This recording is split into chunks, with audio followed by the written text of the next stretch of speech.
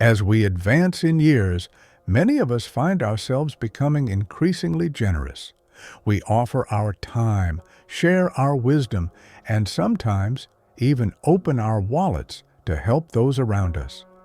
This desire to assist others often stems from a place of genuine empathy and a lifetime of accumulated experience that we wish to impart. However, a hard truth emerges as we navigate our later years. Not everyone deserves our kindness. Some individuals, whether intentionally or not, will drain our energy, exploit our generosity, and leave us feeling depleted and resentful. It's a difficult realization to accept, but protecting our peace of mind, financial security, and emotional well-being in our golden years requires a discerning eye. We must learn to identify those individuals who consistently take without giving, manipulate our emotions, or recklessly squander our resources. Understanding these types of people and developing strategies to manage their behavior is not selfish. It's an act of self-preservation. This comprehensive guide will delve into 4 distinct types of people you should be wary of helping in your old age. These are the individuals who are most likely to use your goodwill against you, leaving you feeling obligated, guilty, or financially strained. Their intentions are often cleverly disguised, making it difficult to recognize the exploitation until it's too late. We'll explore the characteristics of each type, provide real-life examples to illustrate their behaviors, and offer practical strategies for setting boundaries and protecting yourself from their negative influence. By learning to recognize these individuals and understanding how to handle them, you can safeguard your resources, preserve your emotional energy, and ensure that your golden years are filled with peace, contentment, and genuine connections with people who truly value you for who you are. This is about fostering healthy relationships and directing your kindness towards those who will appreciate it and reciprocate in meaningful ways. Understanding the unique vulnerabilities of old age. Before we delve into the specific types of people to avoid, it's essential to understand the unique vulnerabilities that older adults often face. These vulnerabilities can make them more susceptible to exploitation and manipulation. Financial concerns. Many older adults live on fixed incomes, making them particularly vulnerable to financial strain. Unexpected expenses or the burden of supporting others can quickly deplete their savings and jeopardize their financial security. Social isolation. As people age, they may experience social isolation due to the loss of loved ones, mobility limitations, or health problems. This isolation can make them more reliant on others for companionship and support, increasing their vulnerability to manipulation. Cognitive decline. Age-related cognitive decline can impair judgment, memory, and decision-making abilities. This can make it more difficult for older adults to recognize and respond to manipulative behavior. Generosity and empathy. Many older adults possess a strong sense of generosity and empathy, making them more willing to help others in need. However, this compassion can be exploited by those who are looking to take advantage. Fear of conflict.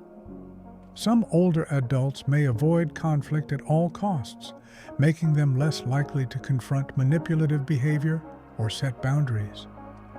Desire to be needed. Older adults may have a strong desire to feel needed and useful. This can make them more susceptible to requests for help, even if those requests are unreasonable or exploitative. Guilt and obligation. Family dynamics and societal expectations can create a sense of guilt or obligation to help certain individuals, even if those individuals have a history of taking advantage. Understanding these vulnerabilities is the first step in protecting yourself from exploitation. By recognizing the factors that can make you more susceptible, you can be more vigilant in identifying and responding to manipulative behavior. Type 1, the chronic taker, identifying and addressing one-sided relationships. The chronic taker is a master of the art of taking without giving. They are experts at identifying individuals who are generous and empathetic and then systematically draining their resources. These resources can include money, time, energy, emotional support, and even material possessions. Characteristics of the chronic taker: consistent requests for help. They frequently ask for favors, loans, or assistance with various tasks. Lack of reciprocity. They rarely offer to help you in return, and when they do, it's often insincere or unreliable. Excuses and justifications. They always have a reason why they need your help and why they can't reciprocate. Sense of entitlement. They act as if they are entitled to your help and become resentful if you refuse. Focus on their own needs. They dominate conversations with their problems and rarely inquire about your well-being. Lack of gratitude. They may express gratitude superficially, but their actions don't reflect genuine appreciation. Blaming others. They often blame others for their problems and avoid taking responsibility for their actions. Disappearing act. They disappear when you need help or support, but reappear when they need something from you. The cycle of exploitation.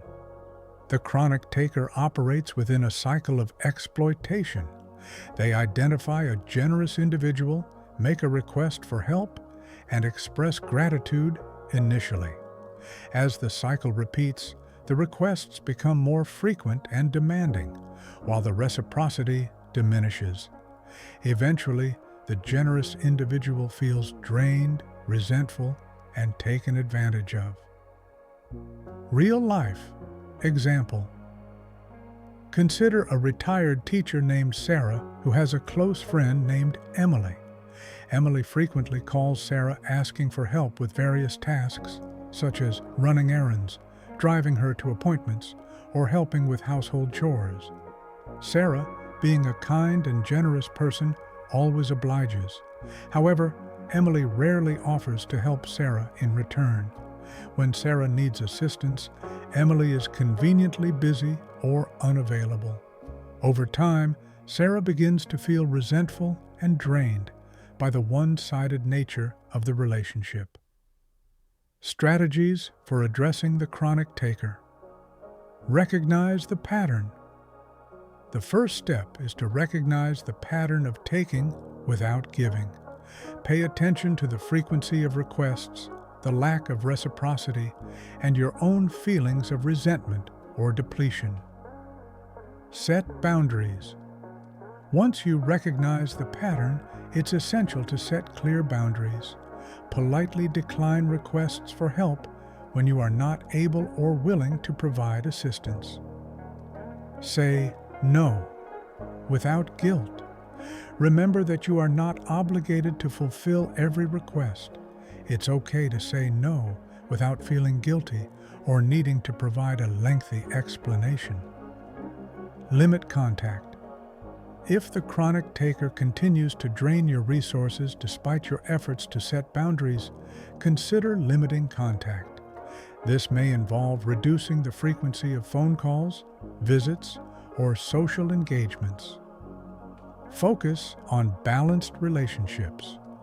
Invest your time and energy in relationships that are reciprocal and mutually supportive. Surround yourself with people who value you for who you are and who are willing to give as much as they take. Seek support. If you are struggling to cope with a chronic taker in your life, Seek support from friends, family, or a therapist. Talking about your experiences can help you gain perspective and develop coping strategies. Detach with love. It's possible to care about someone while still detaching from their manipulative behavior. Detaching with love means setting boundaries and protecting yourself without being angry or resentful. Type 2. The emotional manipulator, protecting yourself from guilt and pity. The emotional manipulator is a master of using emotions to control and exploit others. They know how to push your buttons, trigger your guilt, and play on your sympathies to get what they want. Unlike the chronic taker who directly asks for help, the emotional manipulator subtly creates situations where you feel obligated to offer assistance. Characteristics of the emotional manipulator. Playing the victim. They frequently portray themselves as victims of circumstance, blaming others for their problems and eliciting your sympathy. Guilt trips.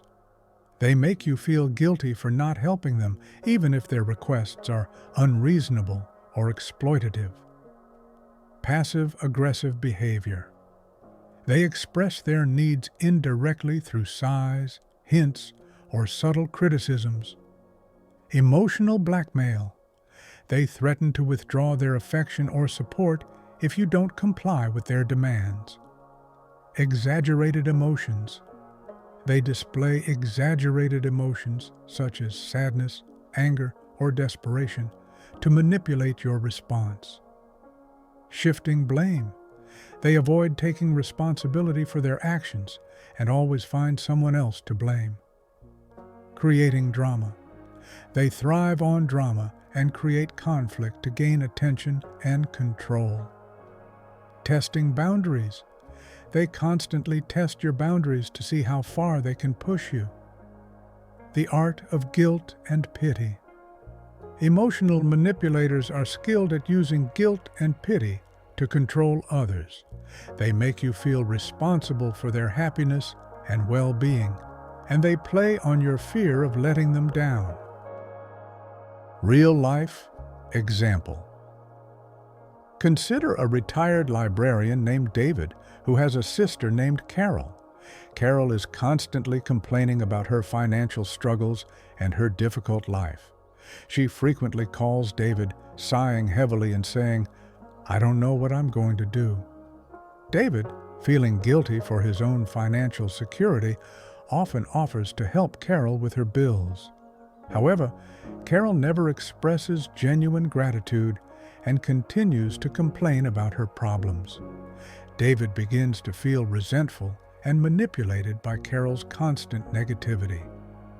Strategies for protecting yourself from the emotional manipulator. Recognize the manipulation.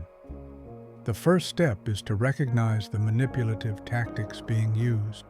Pay attention to the emotional cues, the guilt trips, and the subtle demands. Detach emotionally. It's essential to detach emotionally from the manipulator's problems. Remember that you are not responsible for their happiness or their choices.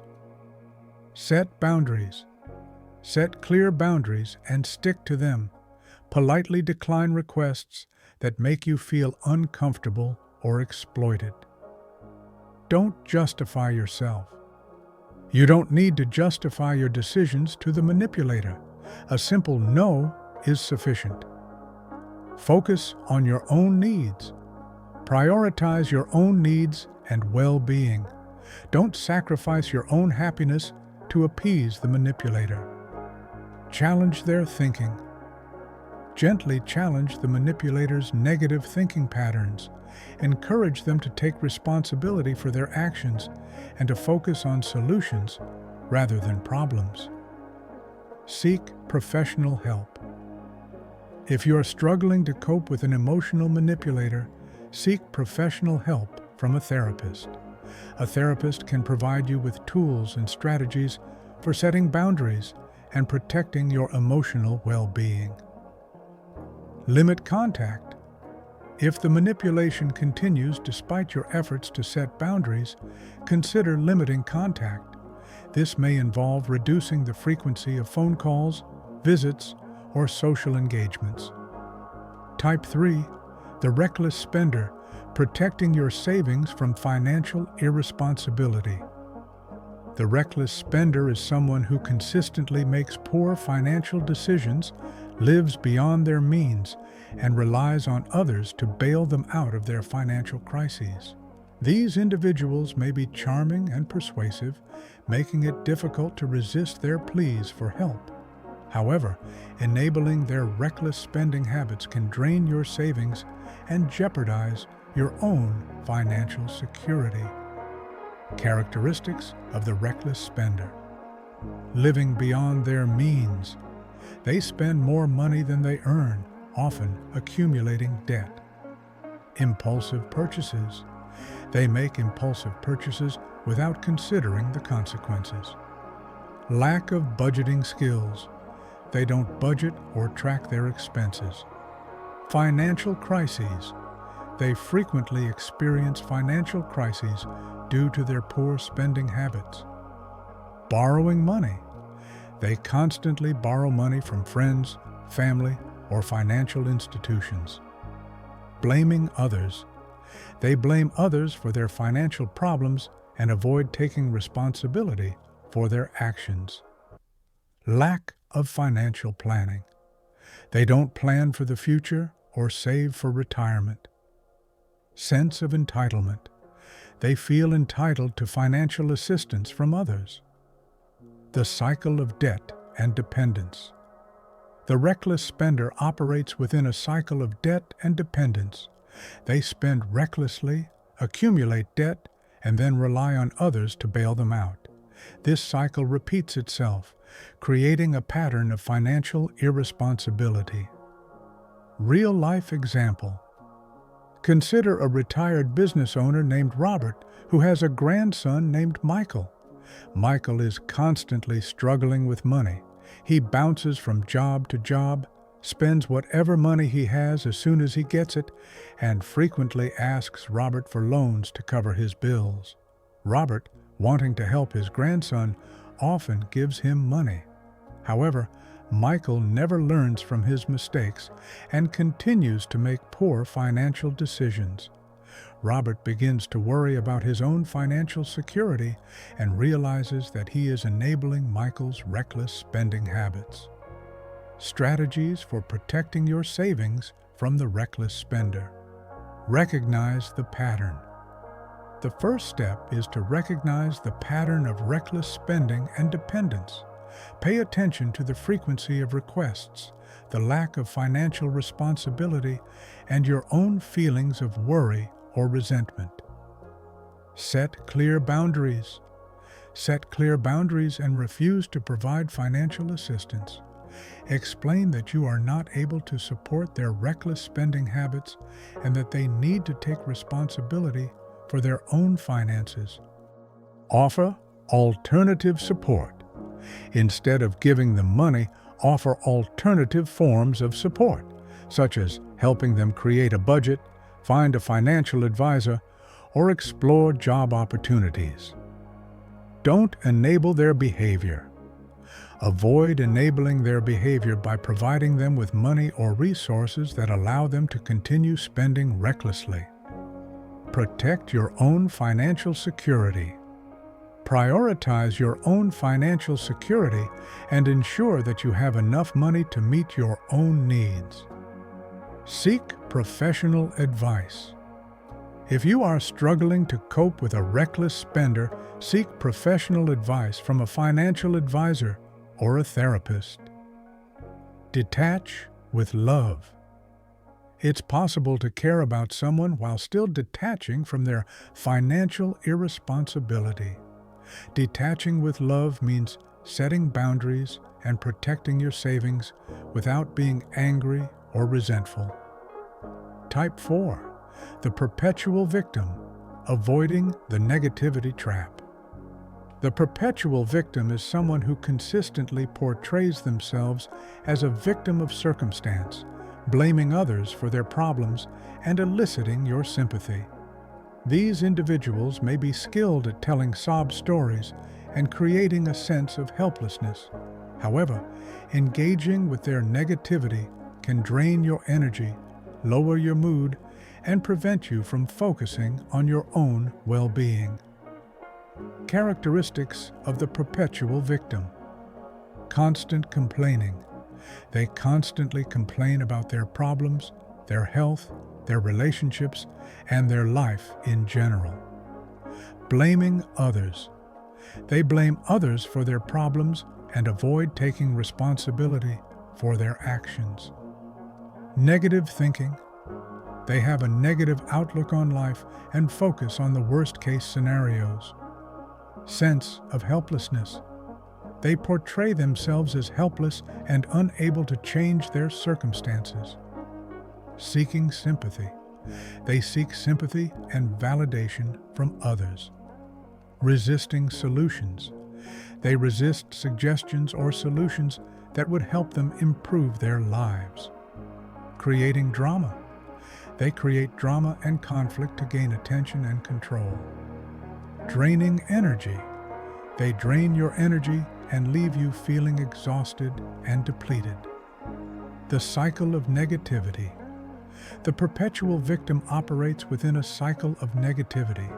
They focus on their problems, blame others, seek sympathy, and resist solutions. This cycle repeats itself, creating a pattern of negativity that can be contagious. Real-life example. Consider a retired social worker named Eleanor who has a friend named Patricia.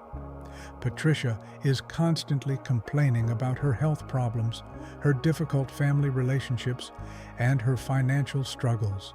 She frequently calls Eleanor, telling her about all the things that are going wrong in her life. Eleanor, being a compassionate person, always listens and offers support. However, Patricia never seems to improve her situation and continues to complain about the same problems. We'd love to hear from you. What's one thing you've learned from this discussion, and how do you plan to use it in your life? Your thoughts are important, so don't hesitate to share them. If you found this discussion helpful, please like, subscribe, and share. Your support helps us continue creating content that informs and inspires. Thanks for reading, and we look forward to connecting with you in the next video.